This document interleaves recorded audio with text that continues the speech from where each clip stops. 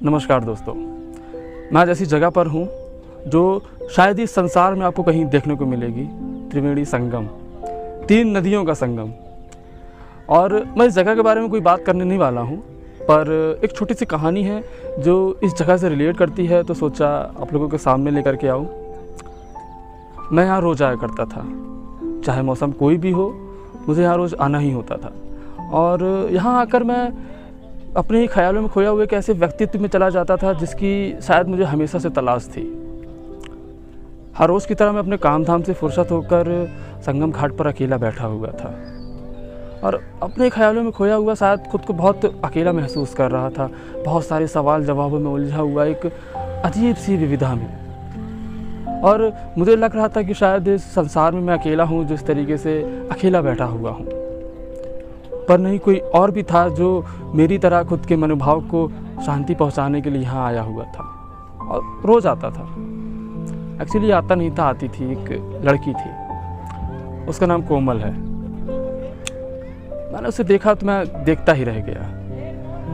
आंखों में गुस्सा, माथे पे सिकुड़न, होठों पे हल्की सी मुस्कुराहट और दिल में डर लिए एक मासूम सी लड़की जो शायद ये समझ बैठी है कि उसका जीवन में कोई नहीं, जो बहुत अकेला महसूस कर रही थी।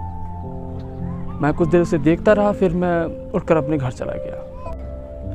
दूसरे दिन जब मैं संगम आया तो कोमल वहाँ पहले से बैठी हुई थी। मैं भी उससे कुछ दूरी पर जाकर बैठ गया और नजरें चुरा चुरा कर उसके चेहरे को पढ़ने की कोशिश करने लगा। कभी जब वो मेरी तरफ नजरें करती तो मैं नजरें फेर लिया करता था। और इस दिन भी कुछ खास बातचीत नहीं हुई, हम दोनों उठकर अपने अपने घर चले गए। और ये सिलसिला चलते लगभग 5 दिन हो चुका था। आज जब हम संगम घाट पर बैठे हुए थे, वैसे ही पोजीशन कुछ दूरी पर बैठे हुए थे। और आज जब मैंने उसकी तरफ देखा तो वो मुझे ही देख रही थी।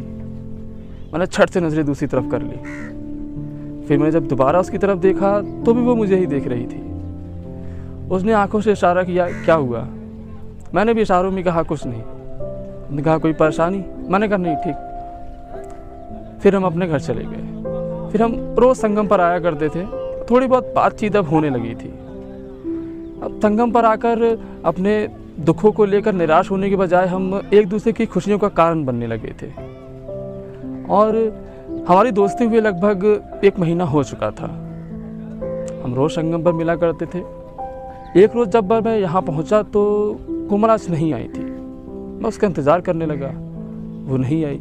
मुझे बहुत अजीब लगा क्योंकि पिछले 1 महीने में ऐसा कभी नहीं हुआ था। मैंने उसका इंतज़ार किया, वो नहीं आई। ठीक 3 दिन बाद कोमल आती है और आते ही रोने लग जाती है। मुझे भी मेरी जॉब से निकाल दिया गया था तो मैं भी बहुत परेशान था, तो हम दोनों उस दिन बहुत रोए। फिर कुछ देर रोने के बाद हम एक दूसरे को हम दोनों ने शांत कराया। उसके बाद फिर उसने बड़ी सादगी से मुझसे पूछा कि क्या हुआ, तुम क्यों रो रहे हो? तो मैंने उसे बताया कि ऐसे ऐसे मेरी जॉब छूट गई। फिर मैंने उससे पूछा कि तुम क्यों रो रही हो? तो उसने मुझे जो बताया वो सुनकर मुझे बहुत आश्चर्य हुआ। उसने मुझे बताया कि उसका ट्रांसफ़र उसी कंपनी की दूसरी ब्रांच में कर दिया गया और वो दूसरी ब्रांच वही थी जहाँ मैं जॉब किया करता था। मतलब 3 दिन पहले मुझे जिस जॉब से निकाला गया था, मेरी जगह पर इसे उस जॉब पर रखा गया था। और मैं ये बात बहुत अच्छे से जानता था कि मेरा जो बॉस है लड़की को लेकर अच्छा आदमी नहीं है। उसने कोमल को ऑफिस की किसी पार्टी में देखा था, तब से उसके पीछे पड़ा हुआ था। कई बार नौकरी से निकलवाने की धमकी भी दी। और फिर जब उसने इस बात को निगलेक्ट किया तो उसने उसका ट्रांसफ़र अपनी ही ब्रांच में करा लिया। और आज जब वो ऑफिस गई तो उसके साथ बदतमीज़ी करने की कोशिश की, तो उसने भी ये जॉब छोड़ दी। मतलब 3 दिन पहले मुझे जिस जॉब से निकाला गया था और इसे मेरी जगह रखा गया था, आज इसने भी वो जॉब छोड़ दी। अब हम दोनों के पास काम नहीं है। कोमल ने अपने घर के हालात बताए, कुछ ठीक नहीं थे। उसके पापा थे नहीं, मम्मी की तबीयत भी अब कुछ ठीक नहीं रहती थी। छोटे भाई बहन थे जिसकी जिम्मेदारी भी अब इसी के ऊपर थी। आज बात करते करते सूर्यास्त कब हो गया पता ही नहीं चला। रात हो चुकी थी तो मैंने कहा मैं तुम्हें घर छोड़ देता हूँ। मैं कोमल को घर छोड़ने गया।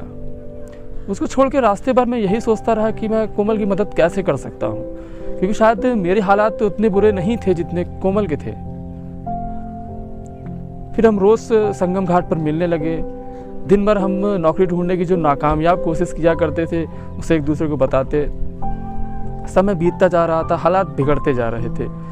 उसकी मम्मी की तबीयत और बिगड़ने लगी थी, शायद दवाइयों के लिए पैसे भी नहीं थे।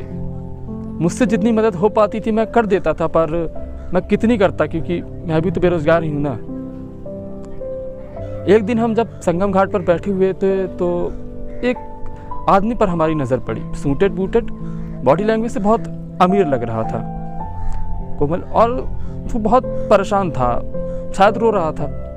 कोमल ने कहा कि उनसे पूछो कि वो रो क्यों रहे हैं। मैंने कहा छोड़ो यार, रो रहा होगा, हम भी तो परेशान हैं, सबकी अपनी अपनी दिक्कतें, रो रहा होगा। तो कोमल ने उस वक्त एक बात कही, वो बात शायद हम तीनों के लिए लाइफ चेंजिंग मोमेंट था।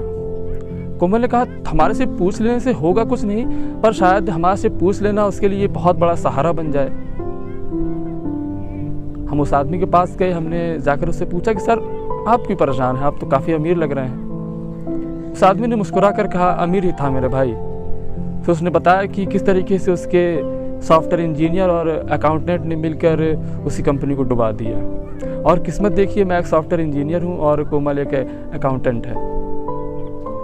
फिर हम तीनों ने मिलकर इस कंपनी को दोबारा से शुरू किया और जी जान से मेहनत करने लगे। हम आज भी संगम पर आया करते हैं, पर आज वक्त बदल चुका है, अब साथ आते हैं, हमारी शादी हो चुकी है।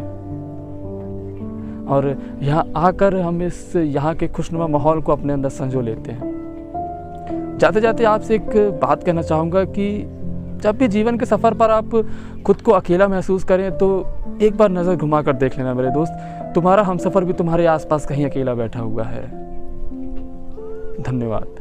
वीडियो अच्छी लगी हो तो वीडियो को लाइक कर दीजिएगा, कमेंट करके बताइएगा कैसी लगी। चैनल को सब्सक्राइब कर लीजिए, ऐसी वीडियोस मैं लाता रहूँगा, और हो सके तो अपने दोस्तों के साथ थोड़ा शेयर कर दीजिएगा। Thank you.